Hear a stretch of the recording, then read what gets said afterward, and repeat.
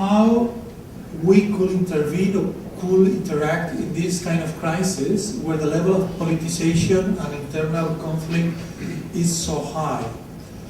Or put it the other way, is the way in which politicization becomes too extreme in this context? Because I think politicization is very high even in our own countries here in Europe, but does it get a different profile when it comes to this particular context of accumulated tension and natural disasters combined with this history behind?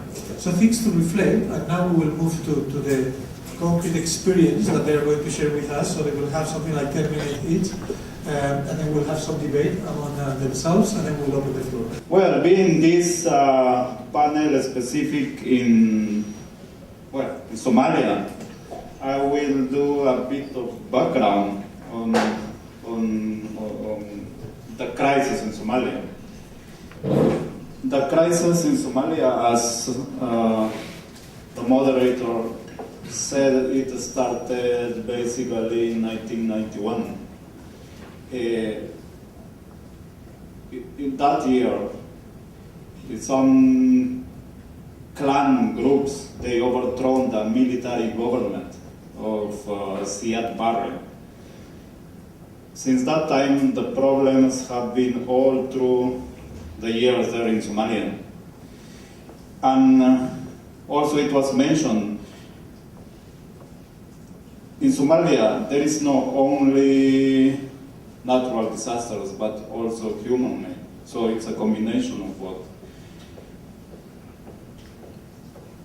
If you see if you have chance to travel to Somalia, you will see these things.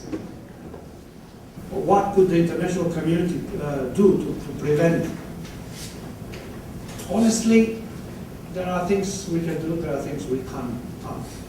Because it started already 20 years ago. We had the natural disaster, the drought, we have the malnutrition, we have a huge number of children and women vulnerable. And at the same time, we need something that is a precondition for any successful humanitarian operation. That is peace. In the case of Somalia, unless we have basic agreement between the internal factions and basic agreement between the former Somalia and its neighbors, it will be very difficult for MSF, for ICRC, for the UN to do something meaningful and sustainable in Somalia. So that's why for Brussels, for the European Commission and for Echo, it is very, very difficult to plan something that will go for 5 or 10 years and say, okay, we will do this and that. I mean, if I look through the statistics, during the last 8 years, the European Commission alone, just the Commission, not the member states, allocated to Somalia over €250 million, 250 million last year. Where does your money come from? And we are in the fortunate position to have between 80 and 90% of private funds, in total $1 billion per year, and we use it here in Somalia exclusively. So the answer is easy, and the result is a positive result, because we are not linked then to any other government who may also be a weapon producer or involved in trafficking of weapons. We're focusing on the treatment of patients. So a success would be that we treat every patient who is in need if there is no healthcare system in this country, which is not possible due to many reasons, what I've said before. But when you said if we have succeed, I can repeat the number of patients we have treated, 864,000 only in 2011. That's, for me, a success. And as well, I think you have also more than 200,000 in your feeding programs, more on the development side. That is already a success, in my opinion. And what we can only do is focus on what we're there for. The peace, in my point of view, comes through negotiation. and war is not the answer.